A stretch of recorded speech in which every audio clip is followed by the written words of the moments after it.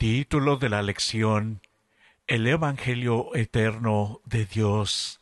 Nuestro texto inicial se encuentra en Apocalipsis capítulo 14, verso 12. Aquí está la paciencia de los santos, los que guardan los mandamientos de Dios y la fe de Jesús. El engaño de Satanás en el tiempo del fin será tan exitoso que la mayoría decidirá adorar a la bestia y recibir su marca. Pero Apocalipsis 14, verso 1 al 5 nos dice que Dios tendrá su pueblo remanente, aquellos que sí obedecerán al Señor. La gente no tendrá que escoger si adorar o no, todos siempre adoran algo, sino más bien a quién adorar. Los rebeldes con la bestia seguirán esta apostasía con sus acciones y su mente. En el mundo habrá una gran proclamación del Evangelio, como no se ha visto desde los días del Pentecostés.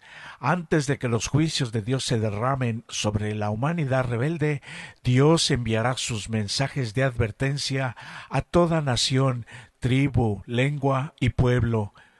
Dios no quiere que nadie perezca, sino que todos se salven. Por eso la muerte de Cristo fue para beneficiar a toda la humanidad.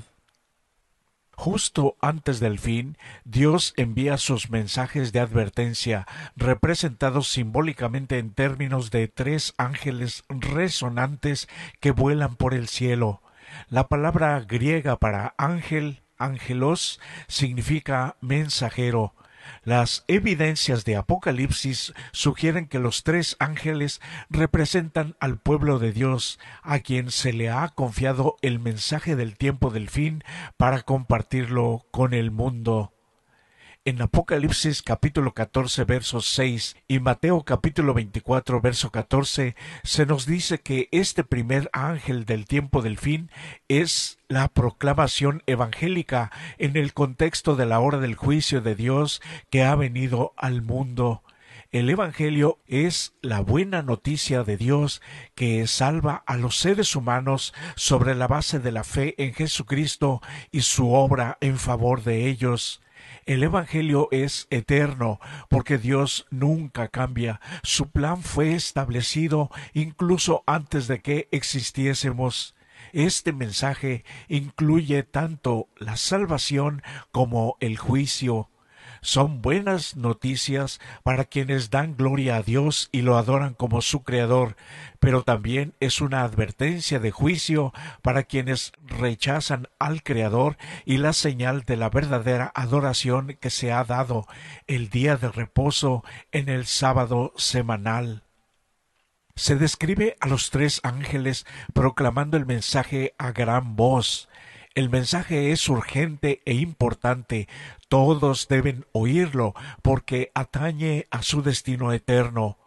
Por ende, debe ser proclamado a cada nación, tribu, lengua y pueblo. Esta proclamación es especialmente importante porque en el tiempo del fin, la bestia ejercerá autoridad sobre toda tribu, pueblo, lengua y nación. Las actividades engañosas de Satanás de alcance mundial encuentran su contraste en la proclamación mundial del Evangelio en el tiempo del fin. Este es el antídoto. El pueblo de Dios proclama el mensaje de los tres ángeles para contrarrestar a Satanás y sus aliados del tiempo del fin, el dragón, el paganismo, el espiritismo, la bestia que sube del mar, el catolicismo romano y la bestia semejante a un cordero, el protestantismo apóstata. Satanás utiliza estos poderes del tiempo del fin hasta el momento de la sexta plaga. Por lo tanto, el mundo recibe dos mensajes contrapuestos, cada cual con el objetivo de granjearse, de ganarse la lealtad de los habitantes de la tierra. Todos los cristianos estamos llamados a alcanzar al mundo con las verdades del tiempo del fin, contenidas en el mensaje de los tres ángeles. En Apocalipsis capítulo 14 verso 7 y Eclesiastés capítulo 12 versos 13 y 14 vemos lo que significa temer a Dios y darle gloria. es tomar conciencia de lo que Cristo ha hecho por nuestra salvación. Esto es el Evangelio, la buena noticia, y que nos motiva a obedecerle. En la Biblia, temer a Dios y darle gloria nos enseña a tener una relación correcta con Dios y ser fiel a todos sus mandamientos. No significa tenerle miedo, sino tomarlo en serio y permitir su presencia en nuestra vida en cada momento. El pueblo de Dios del tiempo del fin es el que teme a Dios. Dios desea que su pueblo lo ame, le sea obediente y refleje su carácter. Esta es la restauración que quiere hacer Dios en la vida de cada cristiano. Es importante porque la hora de su juicio ha llegado. Se le llama el juicio investigador, que tiene lugar antes de la segunda venida de Cristo. El propósito de este juicio es revelar si servimos realmente a Dios o no, a través de nuestras decisiones y acciones. Ahora mismo se está decidiendo el destino de cada persona. Jesús vendrá a traer su recompensa a cada persona según sus obras. No somos salvos por las obras, sino son frutos de que ya hemos sido salvados por nuestro Dios. El juicio investigador es la parte del Evangelio que juzga uno por su salvación. Para quienes tienen fe en una buena relación con Dios, el juicio es una buena noticia. Significa vindicación, salvación, libertad y vida eterna. No obstante, es una mala noticia para los desobedientes y rebeldes, a menos que se arrepientan, se vuelvan a Dios y acepten este mensaje de la hora del juicio en el tiempo del fin. Dios no quiere que nadie perezca, sino que todos se arrepientan. Segunda de Pedro capítulo 3 verso 9. ¿Cómo podrías defenderte en el juicio? Jesús es nuestro abogado en este juicio porque ocupó nuestra culpabilidad y murió por cada persona que le acepte, le siga y obedezca de todo corazón. Seamos realistas, nadie más puede hacer todo esto por ti, mucho menos un ser humano falible. Apocalipsis muestra que la esencia de la última crisis de la historia de la tierra son la adoración y la obediencia a Dios, que se manifiestan al guardar todos sus 10 mandamientos. Todos los seres humanos se dividirán en dos grupos.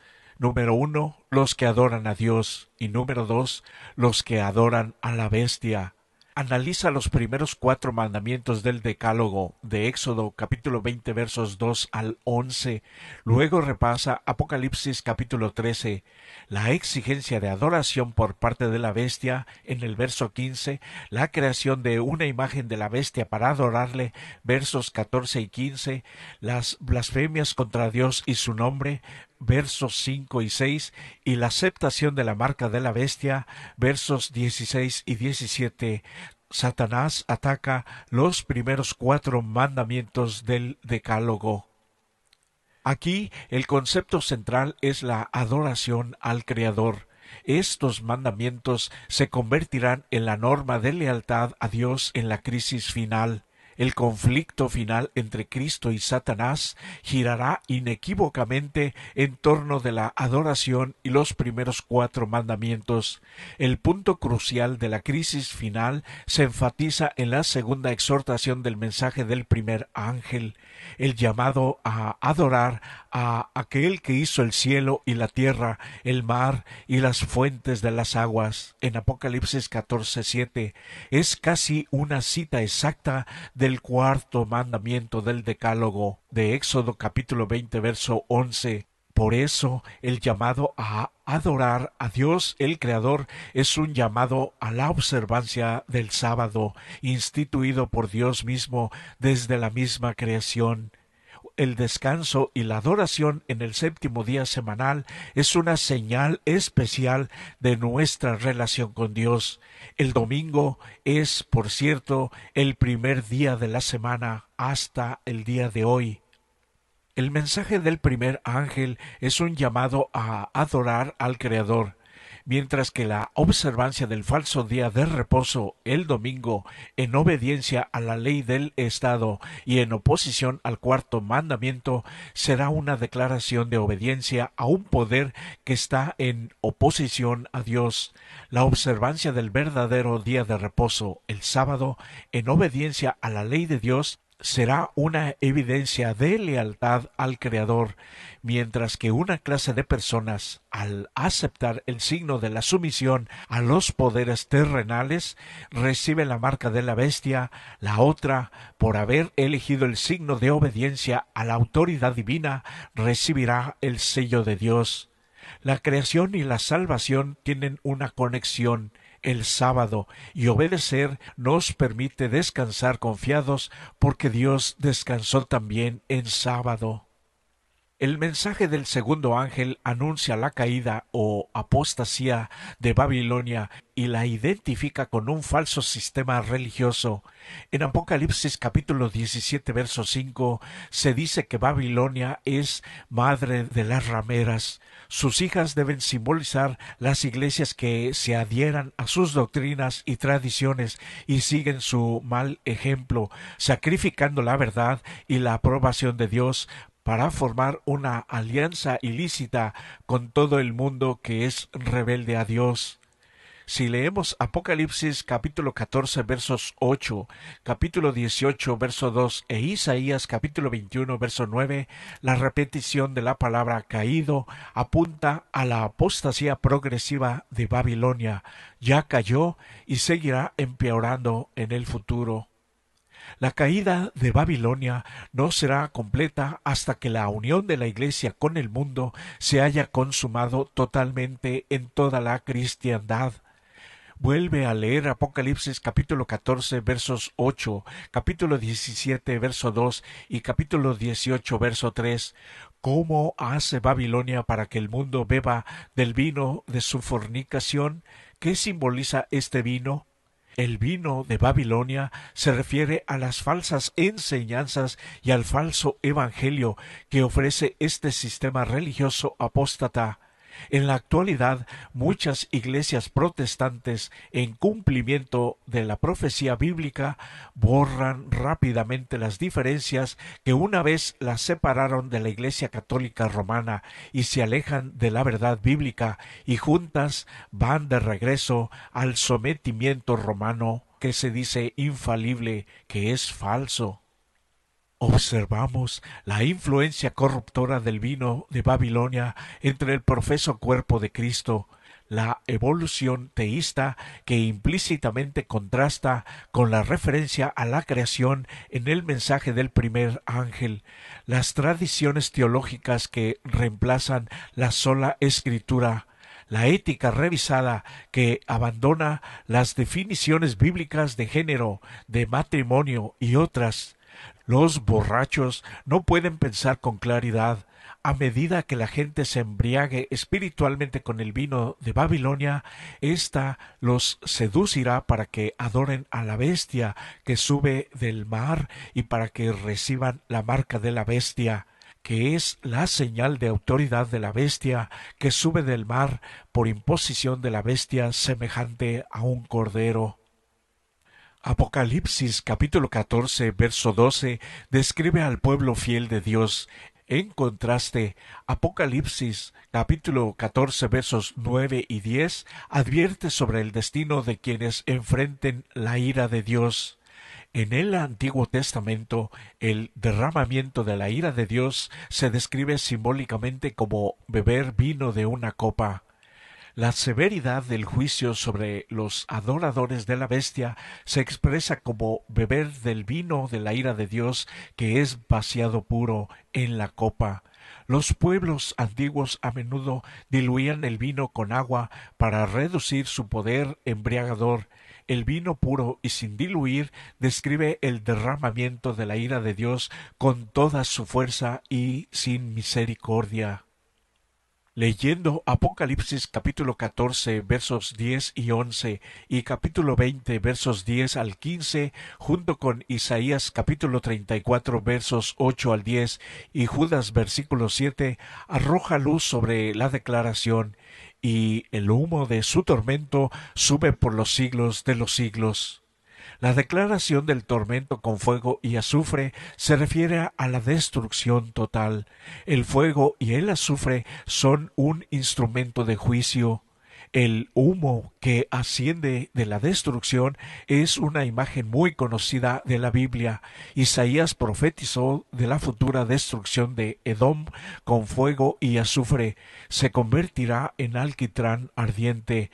No se apagará de noche ni de día. Perpetuamente subirá su humo. Judas, al describir el destino de Sodoma y Gomorra, menciona que sufrieron el castigo del fuego eterno. Estos pasajes no se refieren a una combustión, a una quemazón interminable, ya que ninguna de estas ciudades se está quemando en la actualidad, sino que las consecuencias son eternas, no la combustión en sí. El fuego eterno en Apocalipsis se refiere a la aniquilación, a la extinción. La combustión durará lo suficiente como para que no quede nada por quemar, dejarán para siempre de existir.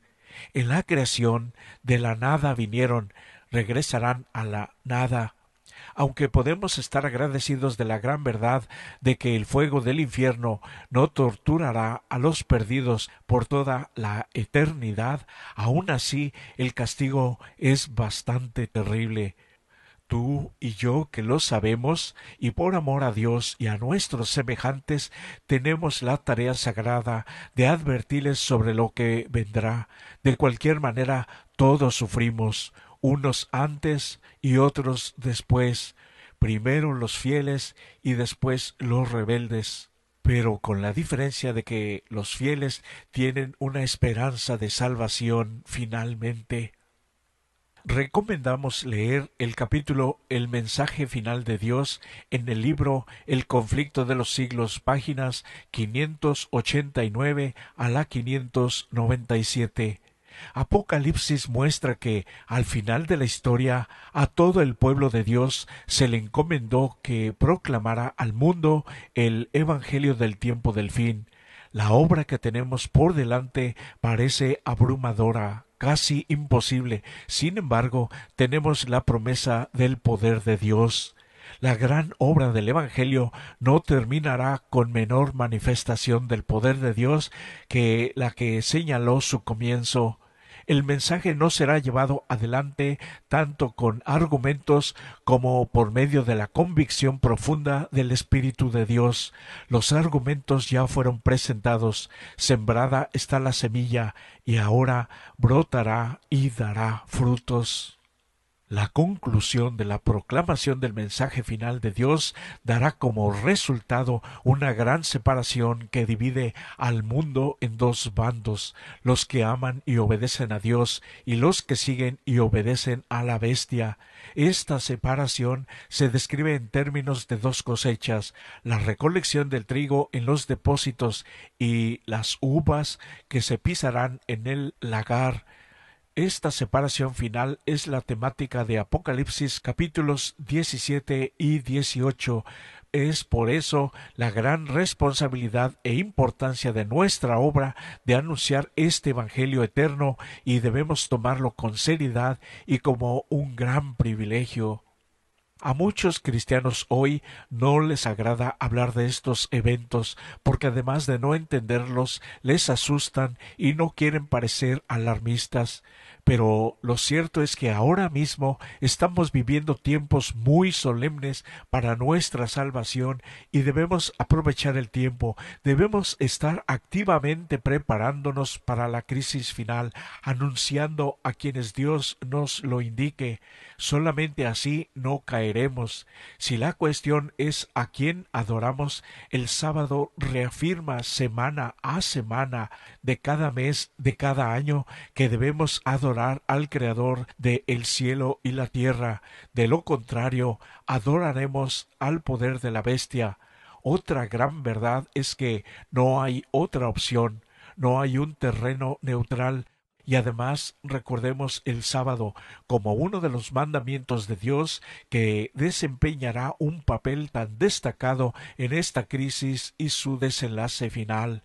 Por eso hoy es un nuevo día de oportunidad de acercarnos más y más a Dios, dejar que su bendita influencia a través de su Santo Espíritu, que es también nuestro Dios, nos dirija a través de el estudio personal de la palabra de Dios y así también el conocimiento personal de Jesucristo, nuestro querido Dios y Salvador. Día a día y cada vez más nos iremos asemejando a nuestro querido Jesús. Es mi mejor deseo para ti.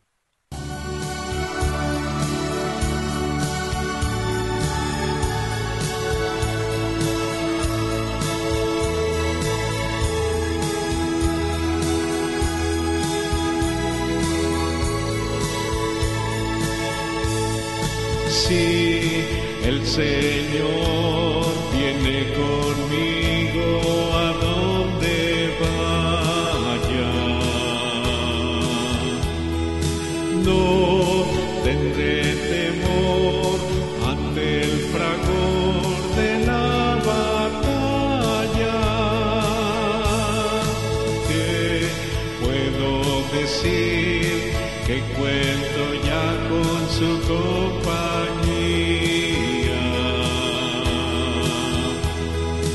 No me dejará al trabajar de noche o día. Sé que es lo mejor que justo a mí me sucediera.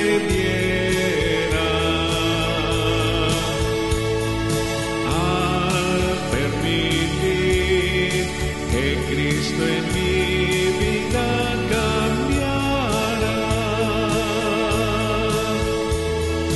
Cristo cambiará, igual tu ser nuevo lo hará.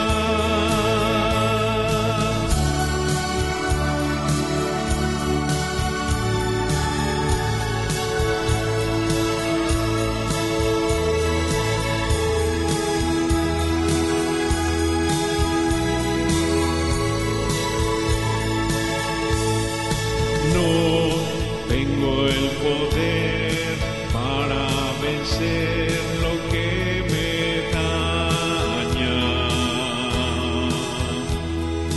Es así el mal que me ataca con furia y saña. Sé que hay poder que viene y que me levanta. Es Jesús, Señor, que me ayudó y ahora te llama. Sé que es lo mejor que justo a ti hoy te llamará. Debes de saber, si Cristo en ti tu vida cambiará. Cristo cambiará, igual tu ser nuevo